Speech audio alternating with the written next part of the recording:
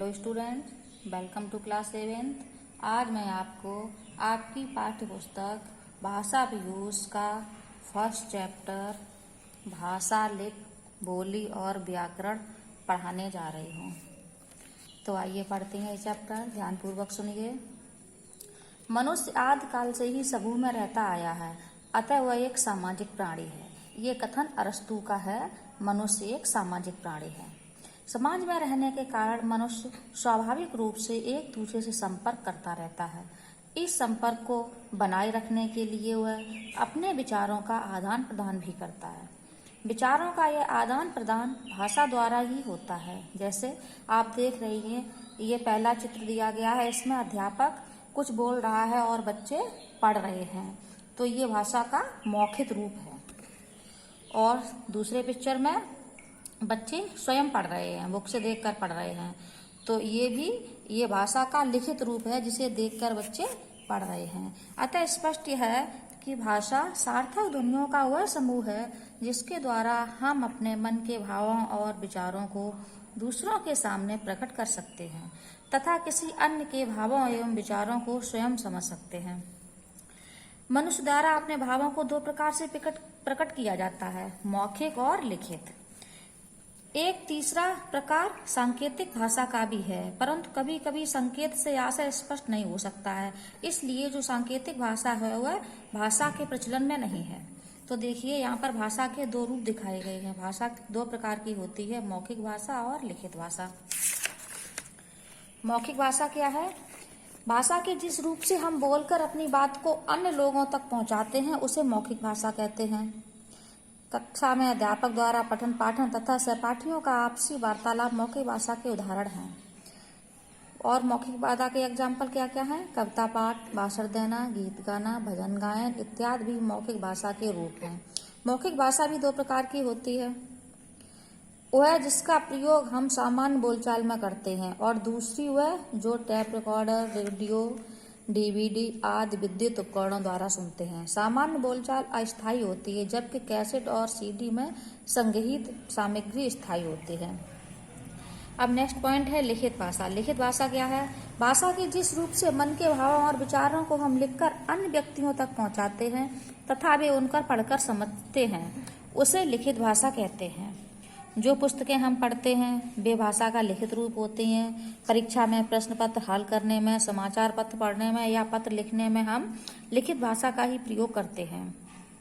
इसके अतिरिक्त दुकानों के नाम पट, मार्गदर्शक पट्टिका, poster banner, railway station, bus stand, न्यायालय, अस्पताल, थाना आदि सभी स्थानों पर उनके नाम लिखे होते हैं जिन्हें पढ़कर हम जानते हैं वे क्या हैं? वे भी लिखित भाषा हैं। हिंदी भाषा और अन्य भारतीय भाषाएं। पूरे विश्व में सभी देशों में अपनी अपनी भाषा होती है। इन सभी भाषाओं में अंग्रेजी, हिंदी, अरबी, चीनी, जापानी, पुर्तगाली, जर्मन, रूसी, स्पेनिश, फ्रांसीसी आदि प्रमुख हैं।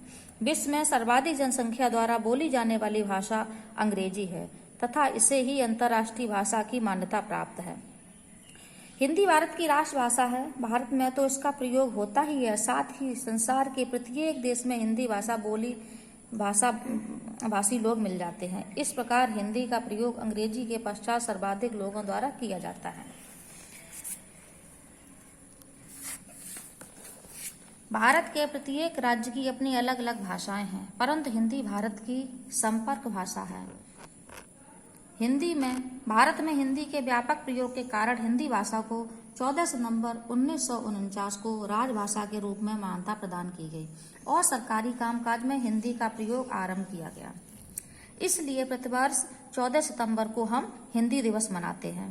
भारत के उत्तर प्रदेश, उत्तरांचल, बिहार, मध्य प्रदेश, हरियाणा, हिमाचल प्रदेश, राजस्थान, दिल्ली, छत्तीसगढ़ तथा झारखंड आदि राज्य हिंदी भाषी हैं। इन राज्यों में हिंदी को ही राजभाषा के रूप में मान्यता मिली है। हमारे भारतीय संविधान के अनुसार भारत की कुछ मान्यता प्राप्त भाषाएं हैं जो यहाँ पर दी गई हैं। इनकी संख्या 22 है। ये निम्न प्रकार हैं: हिंदी, संस्कृत, उर्दू, पंजाबी, गुजराती, बंगाली, तमिल, तेलुगु, संथाली, कश्मीरी, असमिया, सिंधी, कन्नड़, उड़िया, मणिपुरी, मलयालम, मराठी, बोडो, डोंगरी, कोंकणी, मैथिली, तथा नेपाली।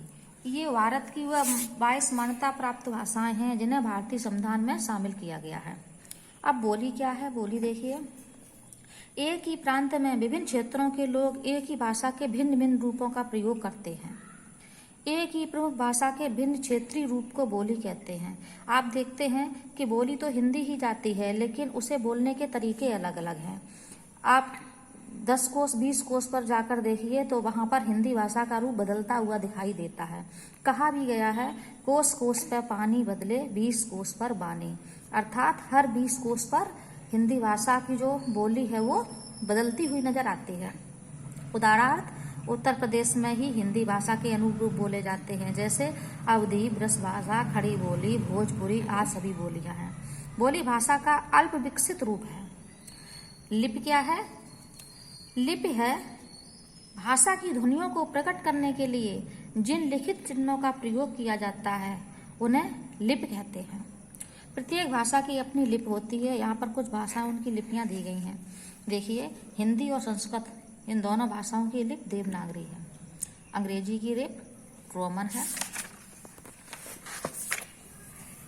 पंजाबी भाषा की लिपि गुरमुखी है। उर्दू भाषा की लिपि फारसी, बांग्ला भाषा की लिपि बंगाली, अरबी भाषा के लिए फारसी। ये लिपियां सभी आपको याद करनी पड़ेंगी, तभी आप सीख पाएंगे।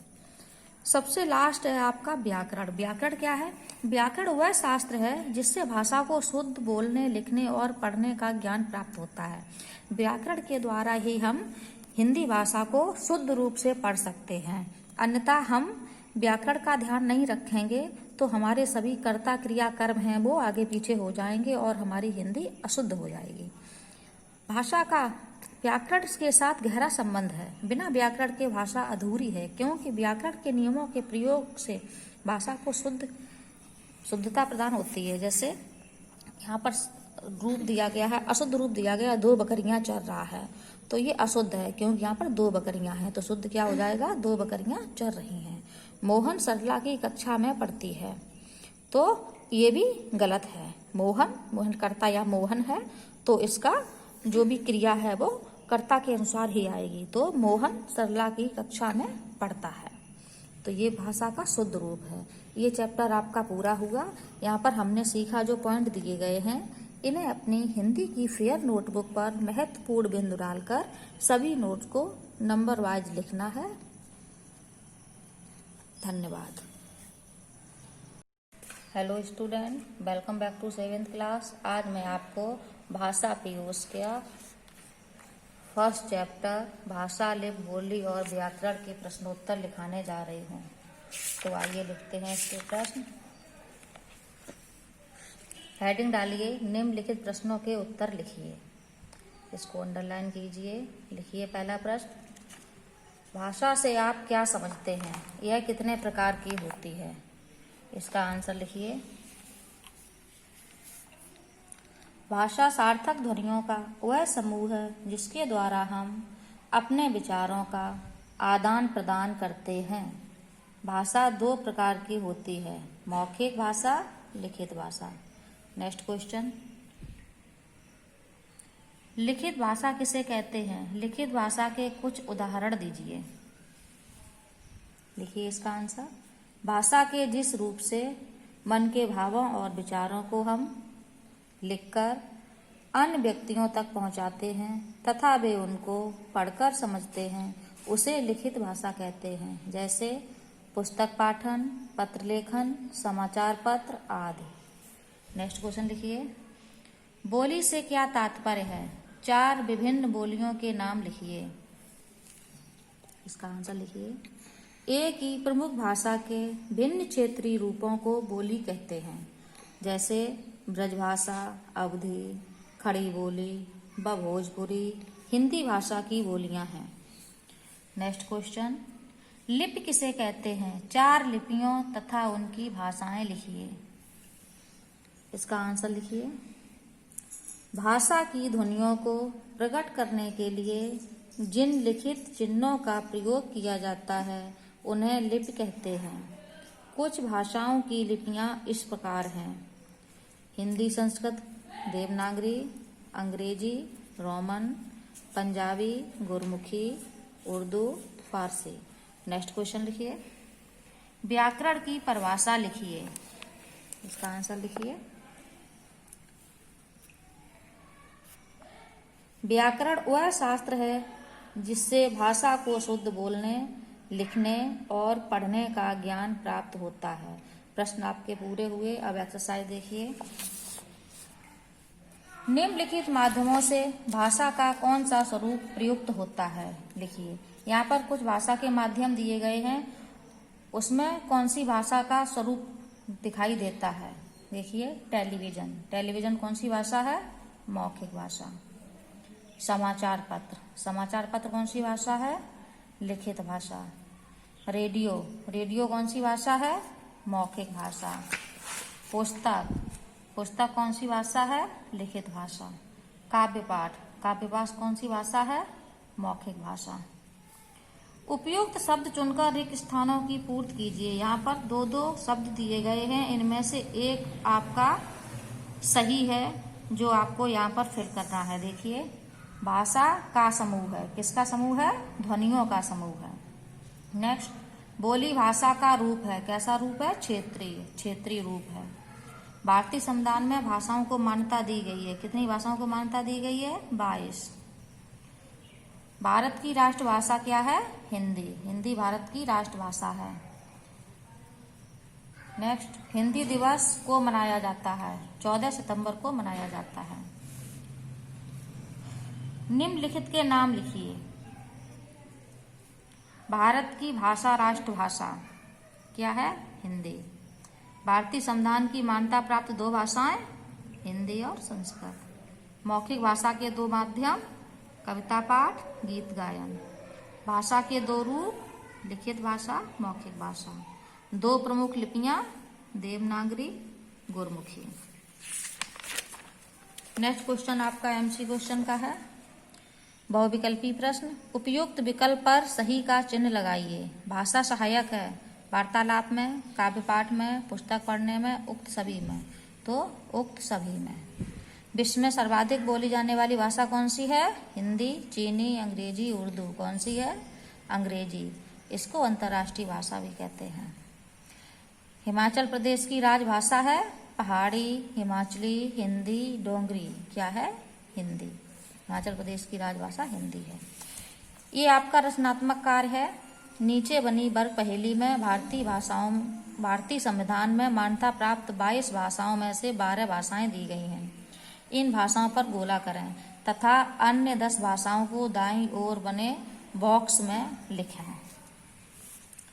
यहाँ पर 12 भाषाएं दी गई हैं, उनको सर्च करके उनके कॉलम में सेट करेंगे और बाद बाकी जो 10 भाषाएं बची हैं उनको यहाँ पर लिखेंगे कौन कौन सी भाषाएं बची हैं। ये आपका रचनात्मक कार्य है, प्रोजेक्ट वर्क। इसे स्वयं करेंगे। धन्यवाद।